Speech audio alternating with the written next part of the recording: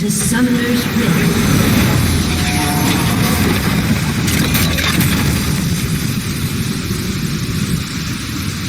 30 seconds to minion spawn.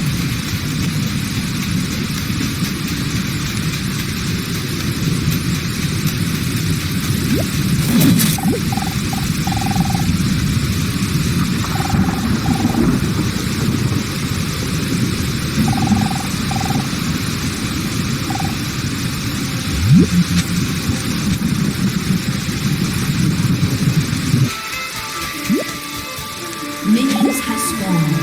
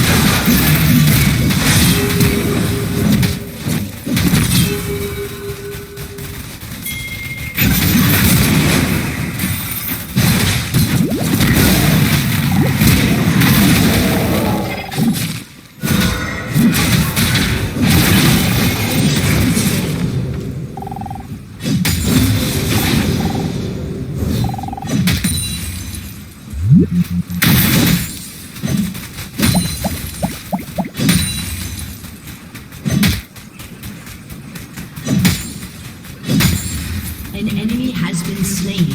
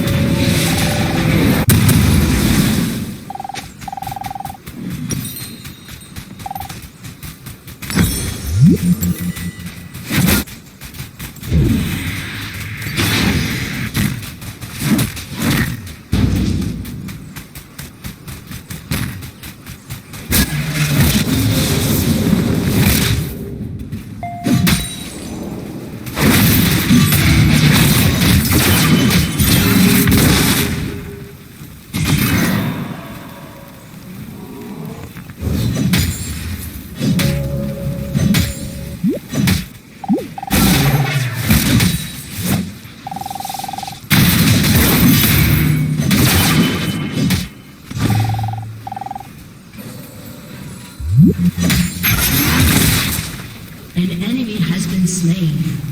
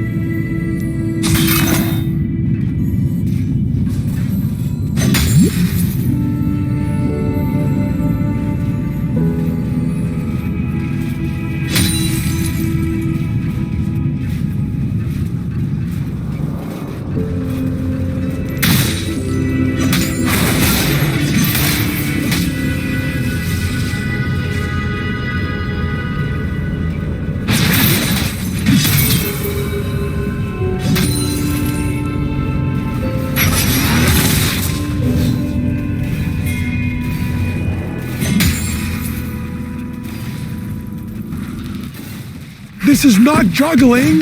This is called misdirection. And no matter what level you are at Magic, we got stuff here for you. learning basic principles of magic, like learning chords on a guitar. Once you know a few simple principles, you can build your whole magic routine.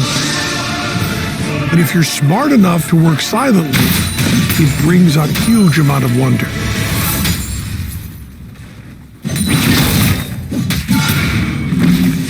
When you don't talk, the audience has to tell itself the story, and you don't know where it's going.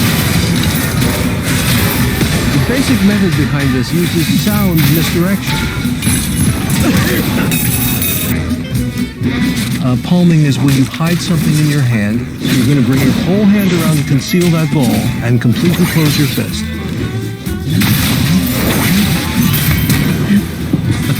And that will make all your relatives laugh. The simplest trick you can do involves exploring how do we know what is true. Take those two ends and tie them in a double knot around each other. Yeah, I'll see you later. There's more magic in cards than anything else. You don't need to know the card. You just need to know the card next to the card. Is that your card?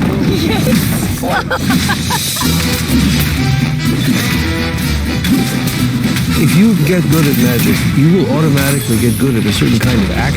Magic forces you to learn about storytelling, assumptions, about the way we perceive the world. And then smash it.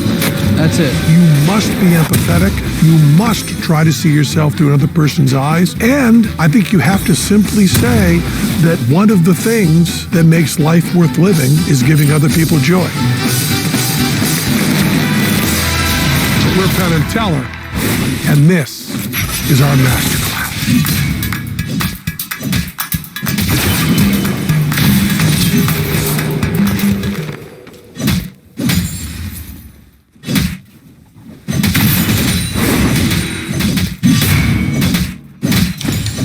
I'm working to give every idea the perfect soundtrack.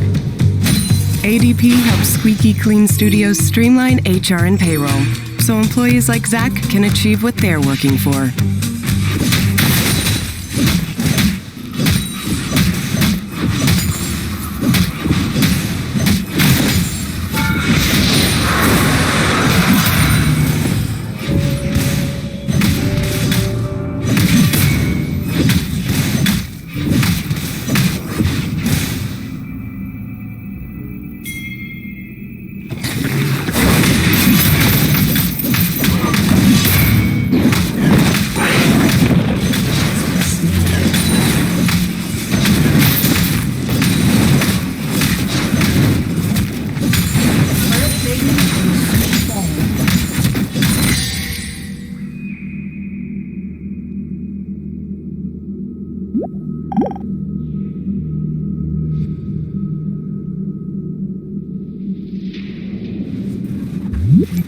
I find it a little difficult to say what the subject matter of this seminar is going to be, because it's too fundamental to give it a title.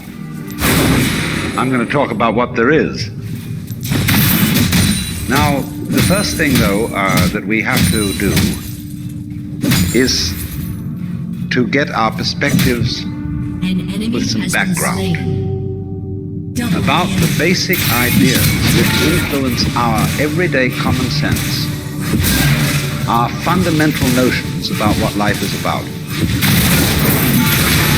Ideas of the world which are built into the very nature of the language we use, of our ideas of logic and of what makes sense altogether. These basic ideas I call myths, not using the word myth to mean simply something untrue,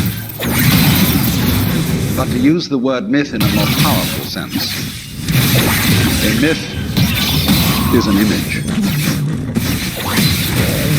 in terms of which we try to make sense. You, as a human being, you grow out of this physical universe in just exactly the same way that an apple grows off an apple tree. So let's say the tree which grows apples is a tree which apples, using apple as a verb. And a world in which human beings arrive is a world that peoples. And so the existence of people is symptomatic of the kind of universe we live in. just as hair on a head is symptomatic of what's going on in the organism. But we have been brought up not to feel that we belong in the world. So our popular speech reflects it. We say, I came into this world. You didn't, you came out of it. We say, face facts. We talk about encounters with reality. As if it was a head-on meeting of completely alien agents. And the average person has the sensation that he is a someone that exists inside a bag of skin. The center of consciousness. Looks out of this thing. What the hell is going on? I recognize you. You kind of look like me. And I see myself in the mirror. And you look like you might be people. So maybe you're intelligent. Maybe you can love too. And maybe perhaps you're all right. Some of you are anyway. You've got the right color of skin, or you have the right religion, or whatever it is, you're okay. But there are all those people over in Asia, Has destroyed Africa. They may not really be people. When you want to destroy someone, you always define them. We have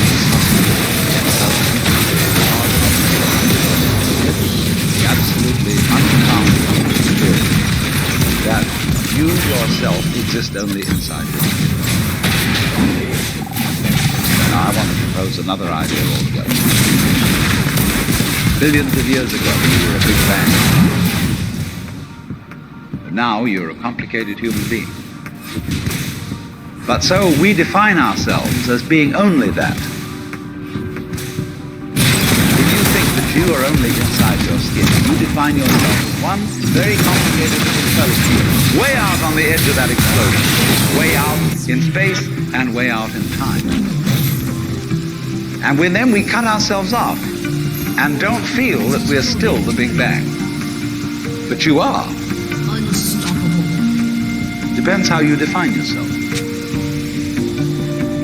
You are actually, if this is the way things started, if there was a Big Bang in the beginning, you're not something that is a result of the Big Bang. You're not something that sort of on the end of the process. You are still slow. You are the Big Bang, the original force of the universe coming on as whoever you are. See, when I meet you, I see not just what you define yourself as, Mr. So-and-so, Mr. So-and-so, Mr. So-and-so. I see every one of you as the primordial energy of the universe coming on at me in this particular way. I know I'm that too. But we've learned to define ourselves as separate. What I would call a kind of a basic problem we've got to go through first is to understand that there are no such things as things. That is to say, that is only. If you can understand this, you're going to have no further problem. I once asked you, what do you mean by a thing? And first of all, they gave me all sorts of synonyms. It's simply another word for a thing. It doesn't tell you anything about it. Finally, a very smart girl said a thing is a noun. Noun isn't a part of the picture. There are no nouns. There are no separate things. In the physical world, it wiggles. Clouds, mountains, trees, people are all wiggling. And only when human beings get working at things, they build buildings in straight lines and try and make out that the world isn't really wiggly. But here are we sitting in this room all built on straight lines, but each one of us is as wiggly as all get out. Now then, when you want to get control of something that wiggles, it's pretty difficult, isn't it? You try and pick up a fish in your hands, and the fish is wiggly and it slips out. What do you do to get hold of the fish? Has destroyed. You use a net. And so the net is the basic thing we have for getting hold of a wiggly world. A net is something regular, and I can number the holes in a net. So many holes up, so many holes across. And if I can number these holes, I can count exactly where each wiggle is in terms of a hole in that net. But in order to do that, I've got to break up the wiggle into bits. And I've got to call this a specific bit, and this the next bit of the wiggle, and this the next bit, and this the next bit of the wiggle. And so these bits are things which I mark out in order to measure it. But in nature, in fact, in the physical world, the wiggle is completely. So the world doesn't come things. You and I are all as much continuous with the physical universe as a wave is continuous with the ocean waves and the universe peoples. And as the wave, I wave at you and say, you! The world is waving at me with you and saying, hi, I'm here. But the way we feel and sense our existence, being based on a myth that